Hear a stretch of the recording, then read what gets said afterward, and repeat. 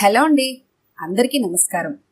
ఈరోజు మనం వి వాణీమోహన్ గారు రచించిన మా ఆయనకో భార్య అనే ఓ చక్కటి కథను విందాం. ఇక కథలోకి వెళ్దాం. ఎప్పుడూ సంతోషంగా తిరుగుతూ సందడిగా ఉండే వరలక్ష్మి హెల్త్ చెకప్ చేయించుకొచ్చిన దగ్గర నుంచి గుండె దెబ్బతిన్న పక్షిలా పక్క మీద పడిపోయింది. ఈ డాక్టర్ చెప్పిందే వేదమా? ఇంకో డాక్టర్కి చూపించి రెండో అభిప్రాయం తెలుసుకుందాం. మా చెల్లెలు లలితని రమ్మన్నాను. కంగారు పడుకువరం. క్రొత్త మందులు ఎన్నో కనిపెట్టారు. ఆయుర్వేదంలో మంచి చికిత్స ఉంది. మసాజులు చేయిస్తాను, నీకేం భయం లేదు, ఎంతో ప్రేమగా అనునయించాడు నరసింహం. జబ్బు చేస్తే చనిపోవడమేనా? మందులు వాడి కొద్ది రోజులు గమనించాలి అన్నారు, అంతే కదా అన్నాడు లాలనగా. రోగం ఫలానా అని నిర్ధారణ చేయలేదు. ఈ తెలియని జబ్బుకి మందేమిస్తారు? వెన్నెముక టీబీయో, పెరాలసిసో, బ్లడ్ క్యాన్సర్ అవుతుంది. దొంగ దెబ్బ తీస్తుంది. నాకు ఇది ఆఖరి దశే తెలుసు అంటూ బావురు మంది. వరం, నా వరం అంటూ ముఖమంతా ముద్దులు పెట్టుకుంటూ లోపల భయంగా ఉన్న ఆమెకు ధైర్యం చెప్పాడు. ముద్దు చేయించుకుంటున్న వరలక్ష్మి ఆ మత్తుతో మనసులో మాట చెప్పేసింది. నేను లేకుండా ఎలా బ్రతుకుతారండి? నాలాంటి అమ్మాయిని వెతికి మీకు పెళ్లి చేస్తాను అంది గుసగుసగా. పెళ్ళా? నాకా అని చప్పున ప్రక్కమెంచి లేవబోయాడు. అతన్ని అల్లుకొని పడుకున్న వరలక్ష్మి ఆ ఊపికి మంచం మేంచి అతనితో పాటు సగం లేచి, అమ్మో నొప్పి, చచ్చాను బాబోయ్ అంటూ విలువెల్లాడింది. నరసింహం గాభరా పడిపోయాడు. నీ అసాధ్యం కూల, సరిగ్గా పడుకో. వేడినీళ్ళ సంచి వీపు క్రింద పెట్టనా? జ్వరంగాని ఎక్కువైందా? నాకు పెళ్ళేమిటే, ఇది సంధి ప్రేలాపన ఏమిటి కొంపతీసి అంటూ నుదుటా పొట్టా తాకి చూశాడు. పిల్లల్ని రమ్మని ఫోన్ చేయనా? కళ్ళు తెరు అంటూ బ్రతిమాలాడాడు. ఎవ్వరూ వద్దు, మీరు నా పక్కనే ఉండండి. లలిత రాగానే ఇంటర్వ్యూ ఏర్పాటు చేయిస్తాను. నేనెలాగూ కొద్ది రోజులు చచ్చిపోతాను. చుట్టాలు చట్టబండలు నేనేం లెక్క చేయను అంది వేదనగా. నీకేదో పూనింది. వెన్నెముక అరిగిపోయినంత మాత్రాన చచ్చిపోరు. ఆ పట్టీ వేశారు కదా, గుండె నొప్పికి మిగతా సమస్యలకి ఇదిగో రంగురంగుల మాత్రలున్నాయి. కొంచెం ఎక్కువే అనుకో, పళ్ళ రసాలు త్రాగు. శని రాహువులకి జపాలు చేయిస్తున్నారు సిద్ధాంతి గారు. ఇదేదో మానసిక జబ్బో, డిప్రెషన్ లాంటిది. పడుకో అంటూ జోకొట్టాడు నరసింహం. వారం రోజులు భారీగా గడిచాయి. తిండి మానేసి మంచినీళ్లు బిస్కెట్ల మీద బ్రతికిన వరలక్ష్మి చిక్కుపోయింది. లలితని ఆయన్ని నానా తిప్పలు పెట్టింది. పోతున్నాను రోయ్ అని అరుస్తూ మూలుగుతూ అందరికీ ఏమీ తోచకుండా చేసింది. ఆఖరు అస్త్రంగా, మనం ఏదైనా హిల్ స్టేషన్కి వెళ్దాం వరం, పోనీ తిరుపతి వెళ్దాం. ఆ ఏడుకొండల గాలి, పరమాత్ముని సన్నిధి నీకు ఆరోగ్యం తెస్తాయి. నిన్ను వ్యాన్లో పడుకోబెట్టి తీసుకెళ్తాం అంటూ ప్రేమగా పక్కలో చోటు చేసుకున్నాడు. వరలక్ష్మి నడుం చుట్టూ చెయ్యి వేసి నొక్కుతూ పడుకున్నాడు. ఆమె తనకి ఎంత అవసరమో ఆ సన్నిహితంతో తెలియజేశాడు నరసింహం. మంకుపట్టు వదలని వరలక్ష్మి లలిత సాయంతో పేపర్లో ప్రకటన ఇచ్చింది. మా ఆయనకో భార్య కావలను. 40 నుండి 50 సంవత్సరముల మధ్య వయసు కలిగిన అందమైన, చురుకైన, ఆరోగ్యవంతులైన స్త్రీలు అర్హులు. సంగీత సాహిత్యాలతో పరిచయం, ప్రవేశం ఉండవలను. కొద్ది రోజుల్లో ప్రయాణమై పరలోకానికి వెళ్లిపోయే ఆయన భార్యనైన నా బాధ్యతలు నిర్వహించవలను. వేరే కుటుంబ బాధ్యతలు లేనివారు కావలను. ఈ క్రింది నంబర్కి సంప్రదించవలను. ప్రకటన చూసి వచ్చిన ఫోన్లన్నీ వడపోసి లలిత సాయంతో 4 సెలెక్ట్ చేసింది. ఒకే రోజు 2 గంటల వ్యవధిలో వాళ్ళని ఇంటర్వ్యూకి పిలిచింది వరలక్ష్మి. మొదటగా వచ్చిన ఊర్మిళ చువ్వలాగా పొడుగ్గా ఉంది. పొట్టిగా చెవుల మీదకి కత్తిరించుకున్న జుట్టు, కళ్ళజోడు, మెడలో చైనికి వ్రేలాడుతున్న పెద్ద పతకం. ఆ చైనికి దిగువగా నల్ల రిబ్బన్కు వేలాడుతున్న మెరుస్తున్న సెల్ ఫోన్తో సరాసరి లోపలికొచ్చేసింది. ఉద్యోగంతో విసుగు వచ్చిందని మానేసి ఏం చేయాలా అనుకుంటుండగా ఈ ప్రకటన చూశానంది. మార్పుగా థ్రిల్లింగ్గా ఉంటుందని వచ్చాను అంది. మరి మీరు ఎన్నాళ్ళు బ్రతుకుతారో? పెళ్లి మీరు ఉండంగానే అవుతుందా, చచ్చిపోయాక? రిజిస్టర్డా లేక సన్నాయి మేళంతో శాస్త్రోక్తంగానా అంటూ ప్రశ్నల వర్షం కురిపించింది. అమ్మో ఆశ పాపం. నీ తొందరే గాని పెళ్లికొడుకు వివరాలు, అలవాట్లు తెలుసుకోవాలన్న ఆలోచన లేదు నీకు. నాలాంటి దానివి కాదు కనుక మా ఆయనకి సరిపడా జోడివి కాదు, వెళ్ళిరా అంది ఉద్రేకపడిపోతూ. ఊర్మిళ పెళ్ళున నవ్వింది. నీలాంటి దాన్ని నేనెలా అవుతాను? నాకిది మొదటి పెళ్ళే. ఇల్లు వాకిలి కారు అట్టహాసంగా ఉన్నాయి. అతను ఎలాంటి వాడైనా పర్వాలేదు. అయినా ముసలాయనకుండాలి చాయిస్. నీకేమిటమ్మా అని నాలిక బయటపెట్టి వెక్కిరించి వెళ్ళిపోయింది. వరలక్ష్మి పళ్ళు నూరుకుంది గట్టిగా. పళ్ళు నొప్పి సలుపు ఎక్కువైతే వేణీళ్లు బోల్డ్ సార్లు పుక్కిలి పట్టి నీరసంగా పడుకుంది. ఓ గంట దాటాక రెండో అమ్మాయి సురేఖ కార్ డ్రైవ్ చేసుకుంటూ వచ్చింది. వరలక్ష్మికి ఒక పూల బొకే ఇచ్చి నైస్ మీటింగ్ యూ అని ఎదురుగా కుర్చీలో కూర్చుంది.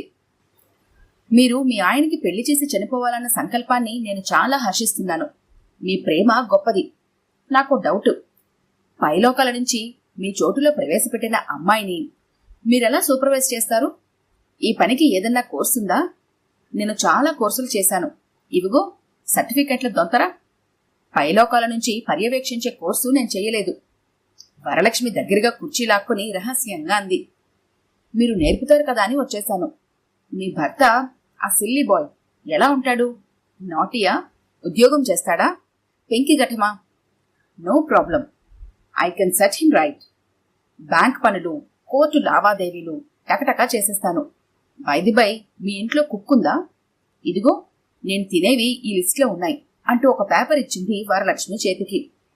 ఉదయం 6 నుంచి ధ్యానం, వ్యాయామం, తర్వాత పళ్లరసాలు, ఫ్రెంచ్ టోస్ట్లు, ఫ్లేవర్డ్ యోగట్లు, వివిధ రకాల సలాడ్స్తో లంచ్, సాయంత్రం టీతో తినే ఖరీదైన బిస్కెట్లు, కేకులు, రాత్రి డిన్నర్కి ఓన్లీ 1 పుల్కా, 1 కప్ ఫ్రైడ్ రైస్, ఆఖరుగా ఏదైనా పుడ్డింగ్, మధ్య మధ్య నమలడానికి చిప్స్ వెరైటీలు.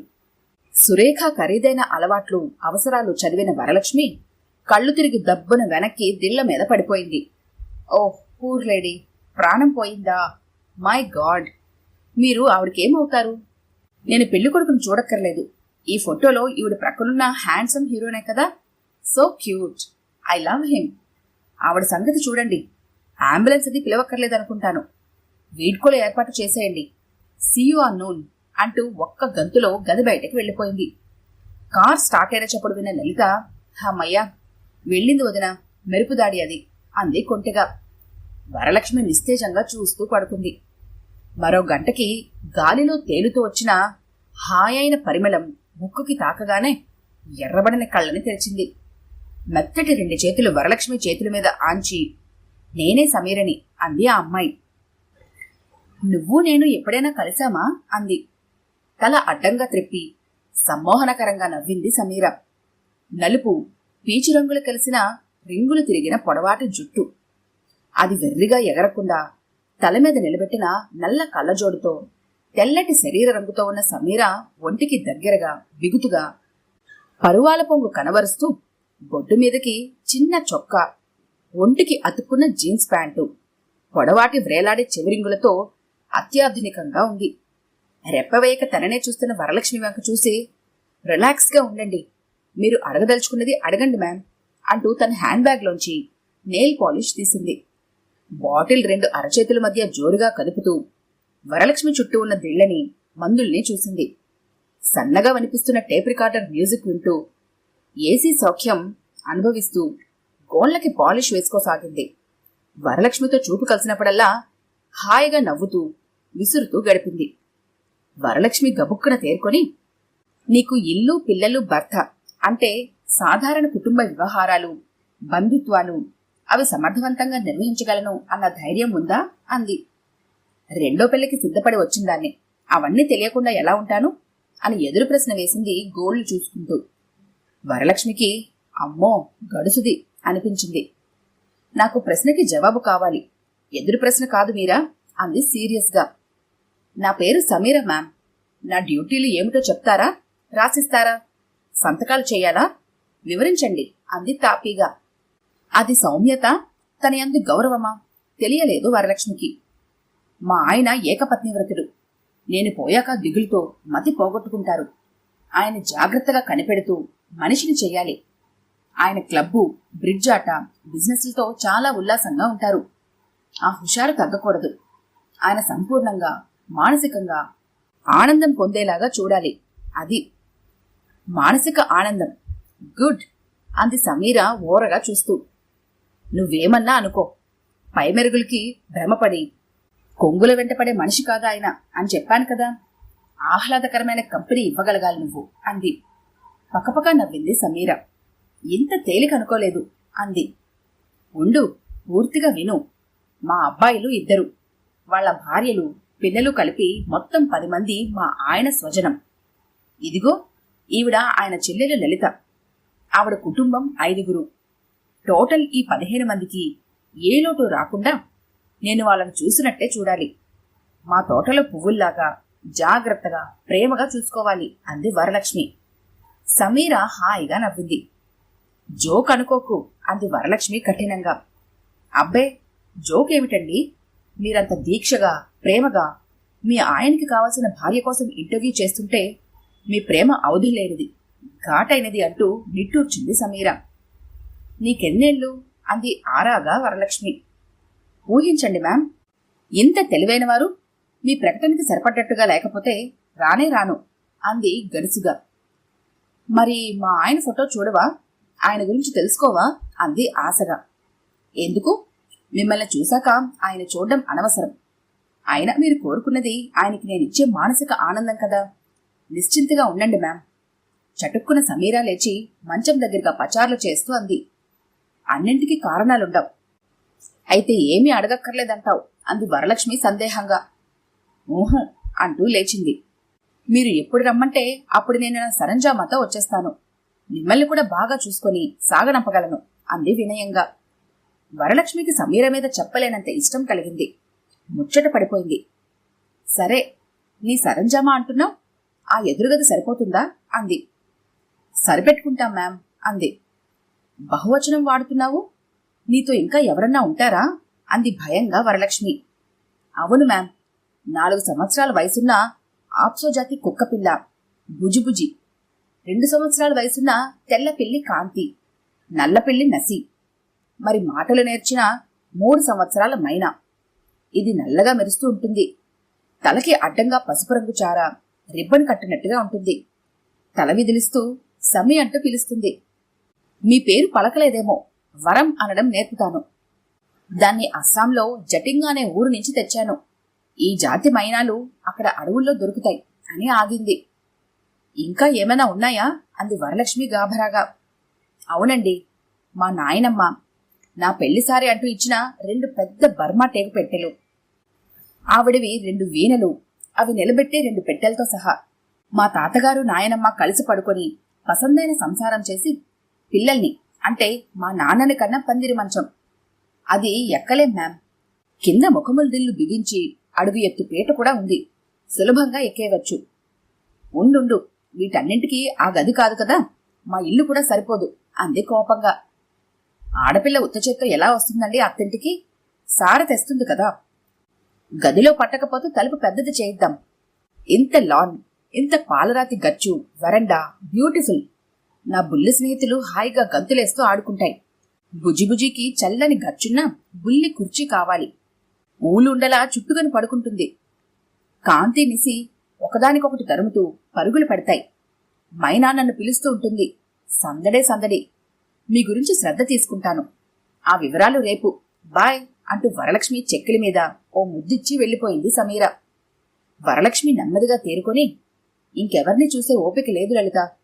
నేను ఎప్పుడు పోతానా, ఇంట్లో తిష్టి వేద్దాం అనేగాని ఎవరికోసం ఇంట్లోకి వస్తున్నారో వాళ్ల కబురు కాకరకాయ అక్కర్లేదు వీళ్ళకి. వీళ్ళకే పిదపకాలం, పిదప బుద్ధులు. నా మొగుడు నాకే స్వంతం, ఎవరికీ ఇవ్వలేను. ఆ గ్లాసు రసం తే, ఆ పళ్ళు తే, పాలివ్వు, నేను తేరుకోవాలి అంది ధైర్యంగా. ఈ కథ కనుక మీకు నచ్చినట్లయితే లైక్ చేయండి, షేర్ చేయండి. మరిన్ని ఇంట్రెస్టింగ్ కథల కోసం మా ఛానల్ని తప్పకుండా సబ్స్క్రైబ్ చేసుకోండి.